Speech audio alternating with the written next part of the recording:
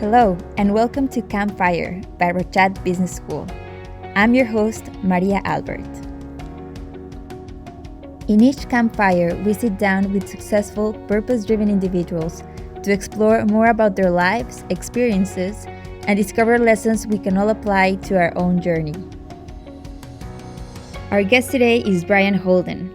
Bryan has 50 years of experience in education as a teacher, administrator, international consultant, professor, and speaker at various universities, educational organizations, and conferences worldwide.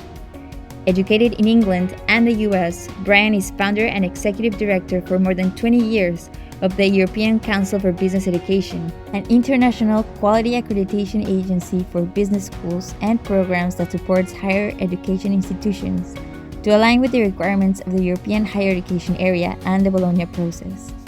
Bryan has been awarded several honorary degrees and has traveled to more than 150 countries for work and pleasure. During our conversation, we talked about his passion and experience in education, the importance of listening, being curious, and adopting a learner's mindset, and towards the end, he gives us great advice on how to be a successful student. So without any further ado, please enjoy my conversation with Bryan Holden.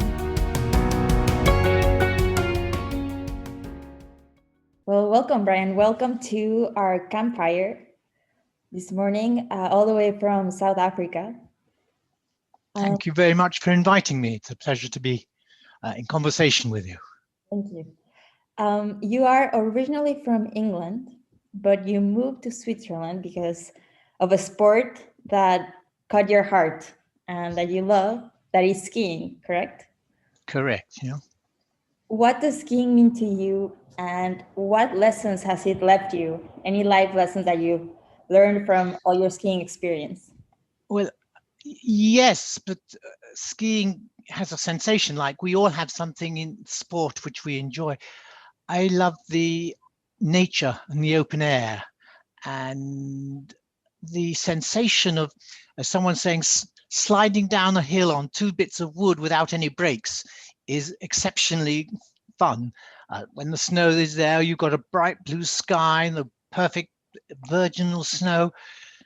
It's sensational. It's you're in another world. You forget exactly all your worries and things, and you just enjoy the open space and the God-given beauty which we have around us. It's something fantastic, and it's perhaps a good job you can't do it all the year round, but well, you can if you move around the world. But it gives a sensation of freedom and just absolute relaxation away from the pressures of life. You get transported. You're just one with nature, and I think that is fantastic. I love it. Another great passion of yours is education. You've been Correct. a teacher and you've worked as a consultant with institutions from around the globe. Could you talk to us more about your experience in education, particularly superior education, and what you're doing to provide quality assurance and what that means?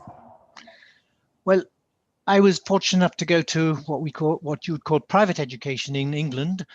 My parents sent me away to school from quite a young age, and I enjoyed it immensely, even far away from my parents. And I remember the experiences which I got from those times. I give you two examples. In fact, it was the same teacher, but it could have been different one.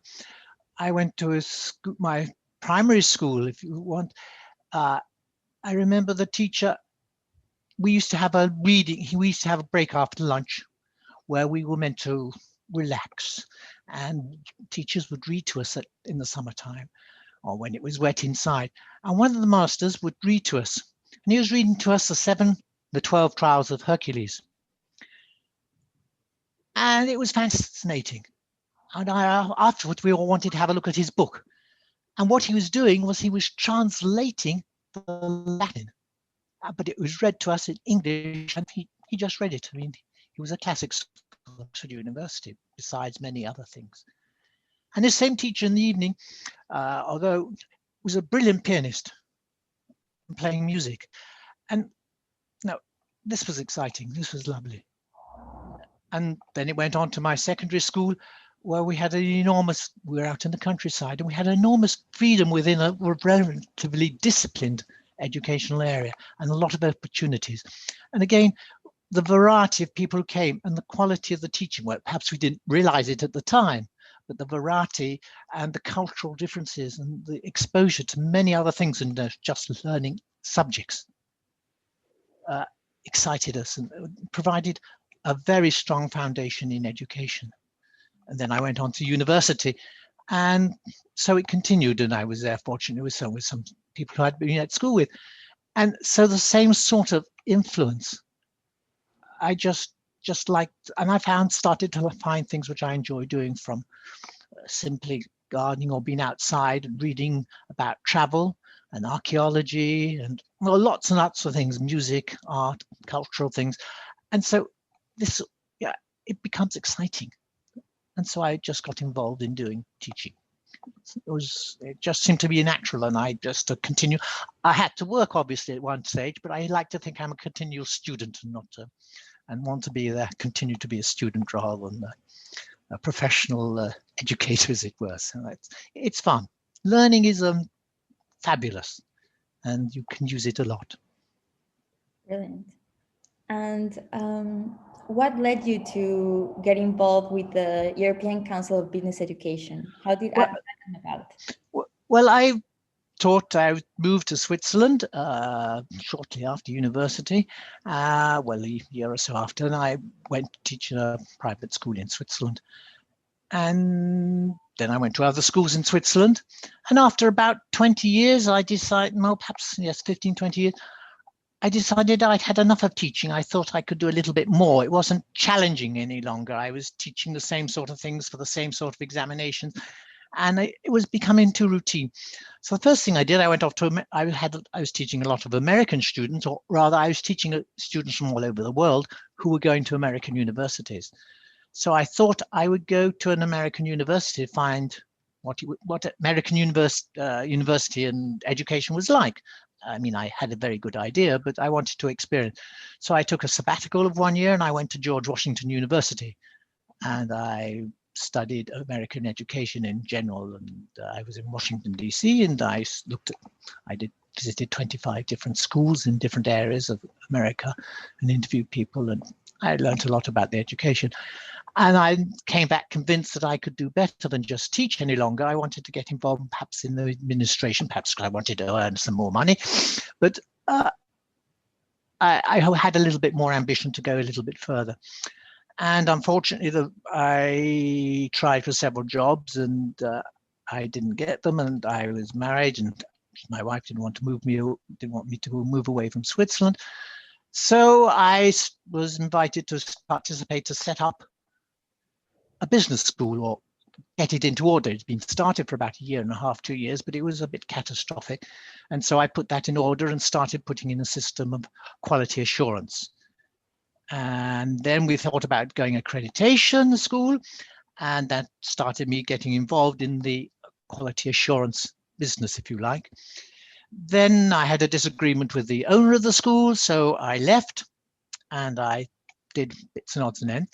But the American executive director of the American accreditation suggested, why not founding an accreditation organization in Europe?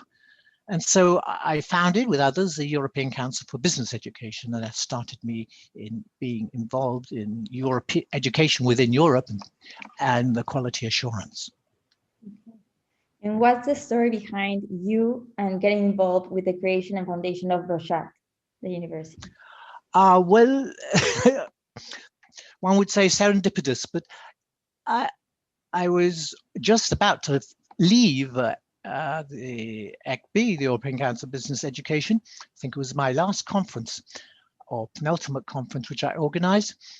And one of the speakers there from America suggested that there was someone was wanting to set up a university or school or provide education for his employees, and it was a certain culture there behind it.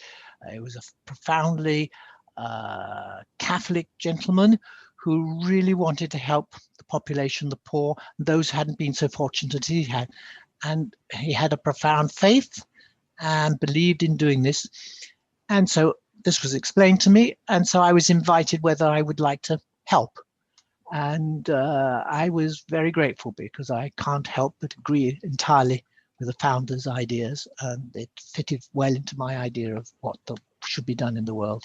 And so I was very happy to join Roshack. So that's where it started. And as they wanted to find it in Switzerland, so I was able to help significantly in putting the foundation in Switzerland. Yeah.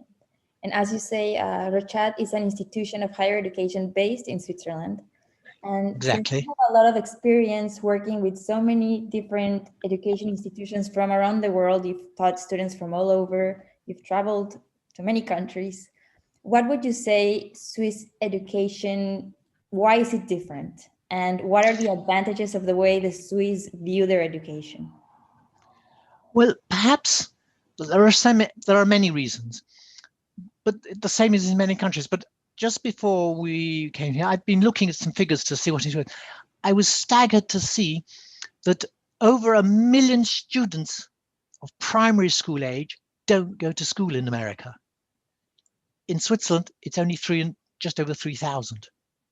Right, the countries are not the same size, but to give you some idea, so education is very important in Switzerland.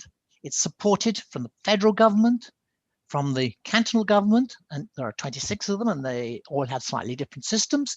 And then, of course, the communes, and it is to a large extent free. Well, nominally free because effectively the parents pay taxes, and that goes into paying the education. So, and after that, particularly at the higher level, it's highly supported by industry and business. So the real basic desire to have education, provide education, and education is seen all areas of adult in Switzerland and all aspects of commerce and, if you like, political life, administrative life. Education is seen to be of great importance.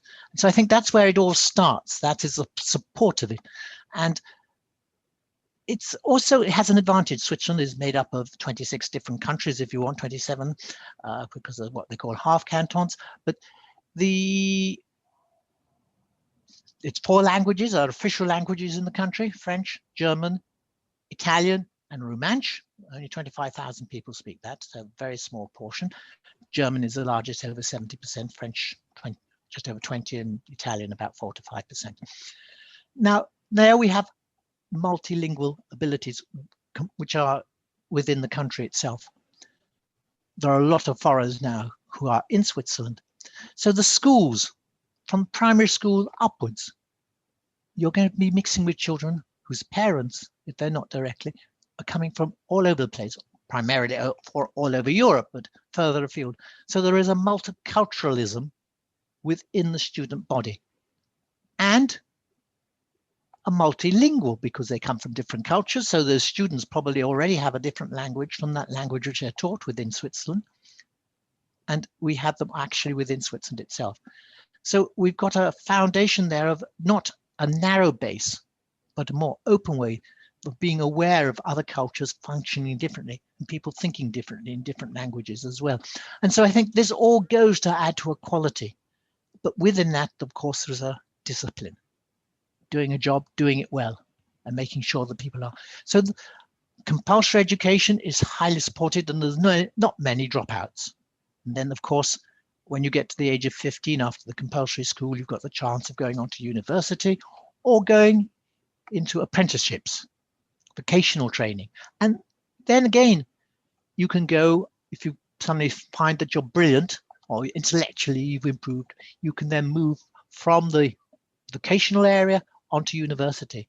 And often the leaders of industry in Switzerland started off as apprentices, even in big companies where you'd imagine them to have master's degrees and things. No, they started off as workers and they've worked themselves up.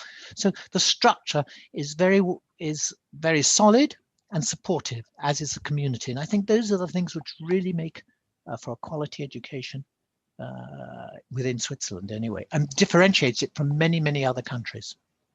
Yeah, you mentioned a lot the multicultural aspect of it, and I'm curious to know in a globalized world like the one we're living in right now, and especially now that we are living with COVID-19 and what it has done to our education systems moving online, what are the benefits of studying in a program like Rochat, where there's a very international environment, where you have professors from all over the world, and you can engage in a lot of interesting discussions? What are, for you, are the benefits of this way of approaching education? I think let's look at the lingual side first of all. And you will know as well as I, speaking another language, you are another person. I'm not particularly good in languages, but I can manage one or two other languages. And when I speak those languages, I'm no longer English. I don't lose my personality really, but I take on a slightly different persona because I have a good understanding of the language. And so we express ourselves differently. We take on the habits. You speak Italian, you throw your arms around.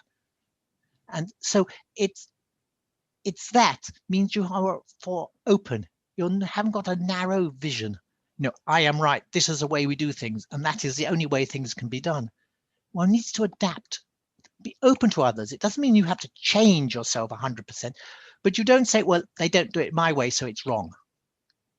We have to be open. And ideas from outside, they see things differently. And that can be inspirational to resolve problems which we find difficult to resolve in our own sort of narrow cultural ideas of straightforwardness. So I think language is very important in opening one's eyes and becoming aware, therefore, of the culture.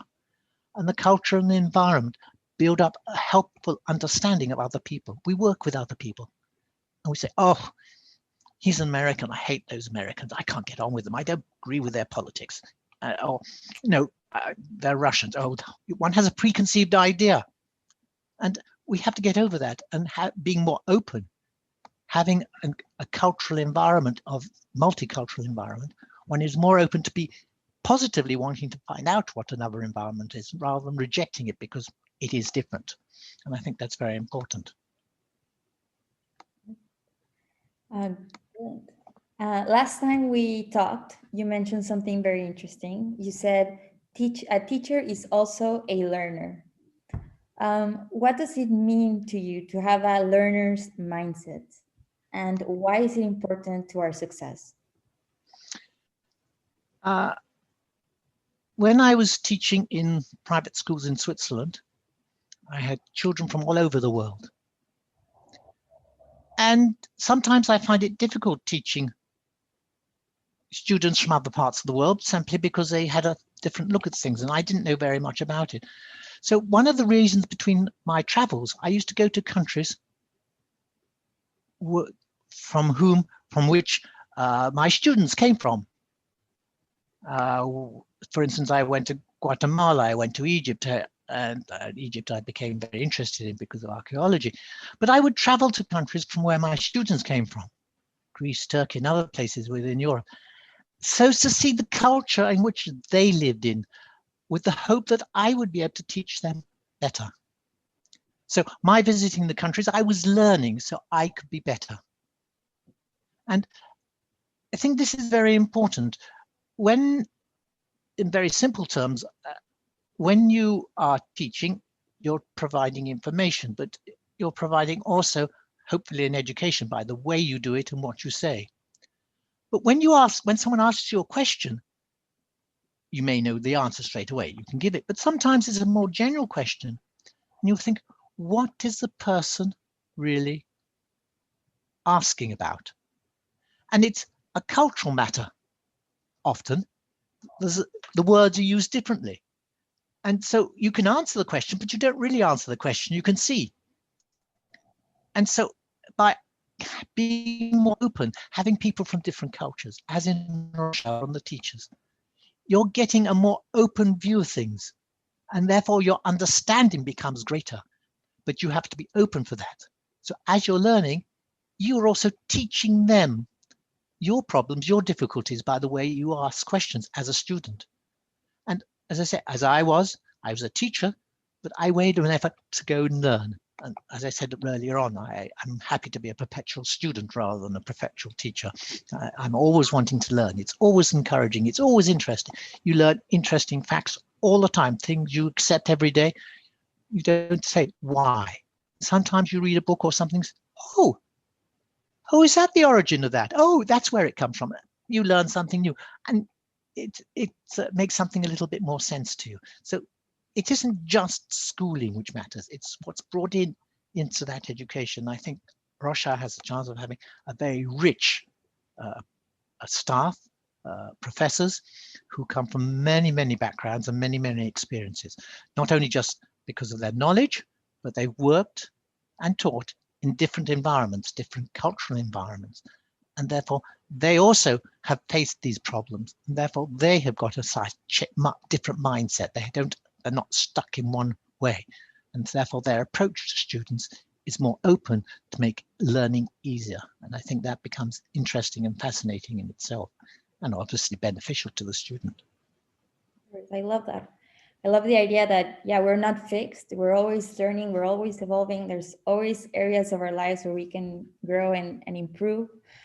Do you have any lessons or tips, any practical things that you do in your life every day to keep that learner's mindset and always be questioning and asking and not just assuming what comes to you, but always going through life with that curiosity?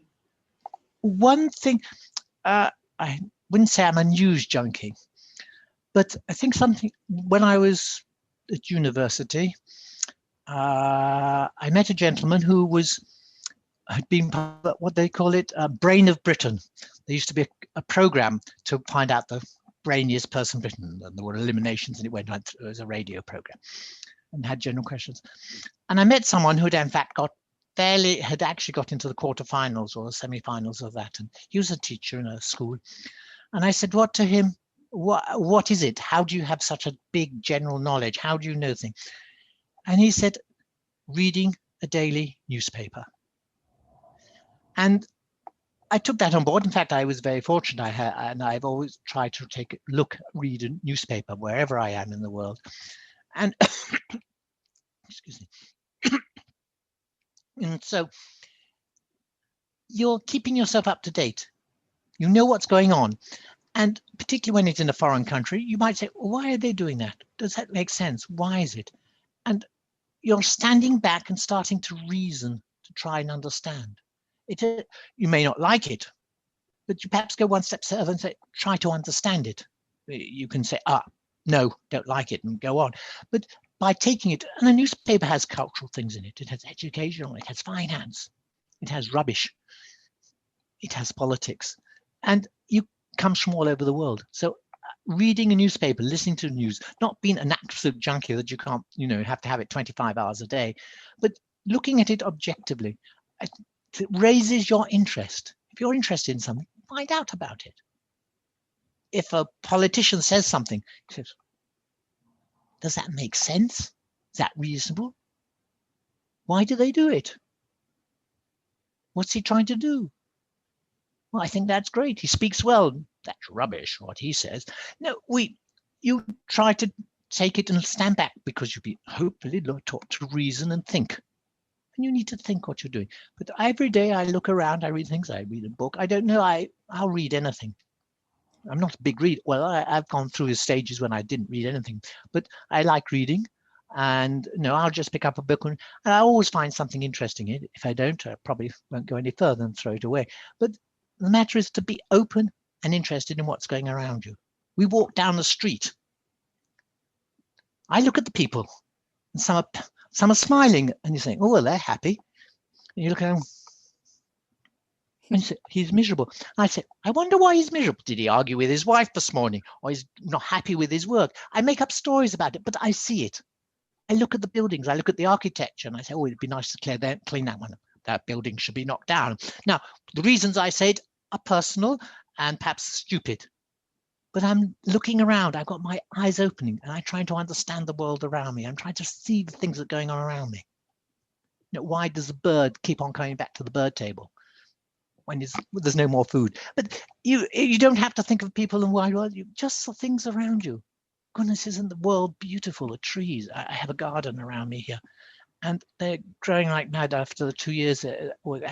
It's fabulous. And I can just sit in the garden and watch the animals, watch the birds, listen to them as squirrels, and I don't know what I can. Anyway, that doesn't, but the point is, I'm observing and trying to understand the world around me. And I think we can't do any better than that as people, and trying to understand the people around us and observe them. Beautifully put. I think it's a huge challenge, especially for younger generations, that we are always maybe looking at our phone and not looking around, not observing what's going on around us, and sometimes accepting the information that it's fed to us on our social media instead of being curious, questioning, looking for different sources also to make our own opinions. So I think it's the best advice we could receive right now. Yeah, I think what we have to do is, you have to do it conscientiously. You have seen things, your brain takes in things as you walk down the street, but you don't really learn unless you make the effort to look and learn and take things in and remember. You might say, oh, I remember I saw something like that. It has to be something serious almost, you know, the car crash, and immediately you go and see what happened. Then you try to make up a reason for what happened. Why do you have to have a car crash to do it? Why can't you just look at the building and say, why is it there? Or they built this road and they've got a pothole in it. Why don't they fill it in?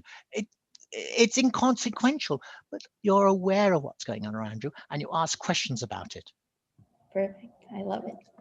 And now all these years work in education and with superior education institutions, what would you say are the key habits or characteristics of successful students? If we have any students listening to us right now, what advice would you give to them? Well, to follow on what you say, be curious. What a professor, I feel, should do, obviously he's going to provide information, but what he should do is to stimulate you to find out what you want to learn, not say, this is what you need to learn and know. There's some of that, but to open it out so that you don't give all the answers, but try to stimulate him to find out the answers to the questions which he has. And that leads you into looking in books, or rather probably on Google now, the inevitable Google, but and take it in and make a search. We're doing research. It becomes logic. There's a methodology, because you get 1,000, 1,000,000 examples. How do you find the right one? Oh, well, perhaps I didn't put in the right words, or I didn't put it in the right order, or should I change things? So all these activities, you're learning from them if you're conscientious about it. So I think being curious. The other thing is discipline. If you start doing it, do it well, do it to the best of your ability. Obviously, you can't sit down and do it, 2 hours, 3 hours, 4 hours without a break. But do it conscientiously. Get lost in your work. I'm sure we all have, to some degree, found something interesting, and time's gone by. What? 3 hours have gone, 4 hours have gone, and you don't notice it. Now, you must try and get yourself to doing that. Get to that stage. Enjoy your work. And if you're not, try and work out why you're not enjoying it. Are you doing the right subject? Change. You should be happy, and it's something happy. It's something enjoyable to do. It isn't. We are, unfortunately, too concerned with making money. So getting education, perhaps I can get a better job and I can earn more money. Certainly it helps in life, and we can't manage totally without it, unfortunately. But our curiosity of knowing, because the more we know, the more we can help others. And that's important. And we can get a satisfaction. It gives me, I suppose, I shouldn't really say this because it sounds like boasting, but I get a lot of pleasure from helping other people by passing on knowledge or information or ideas. And they come to me, and that inspires them. I'm not going to answer them. I can't tell them what to do, but I can give them guidance, mentoring in a very general and open sort of way. And so I think good students listen to the professor. It is, but listening is not thing. The more senses we involve when we're learning, the more effective the learning and remembering becomes. So just listening doesn't get far. Listening and taking notes, you'll be better. Listening and seeing the notes and then taking your own notes, 3 sensible ways, you're going to do much better. And so it's understanding how to work, concentrate when you are, and get lost in it. And don't worry. If you've got other things to do at the same time, then either do them, but don't study, or try and forget about them. But don't get mixed up and say, oh, well, I'll do 5 minutes now. Must do this. Really concentrate and be disciplined. So much time every day or whatever. We learn by repetition. The more times we repeat something, the more likely chance we're going to learn it. Indoctrination, effectively, we indoctrinate ourselves. So reading it once and say, oh, I've read that, and go on, and never look back again at it. You're not going to really remember it for long. It might be effective for some time, but you're not going to. So have a regular time. This is why, particularly school as opposed to university, you have an hour every day of the subject or every other day, rather than 3 hours once a week. But now as an adult, 3 hours once a week means more is on your shoulders. So they need to be given exciting work by the professor. I'm not necessarily wanting to give answers to everything, but guide them in how they can find the answers themselves. Perfect. Well, I think that's a great advice and a great place to end our conversation. Thank you so much, Bryan. It's been a pleasure talking to you. Thank you very much. I've enjoyed it very much indeed. Thank you.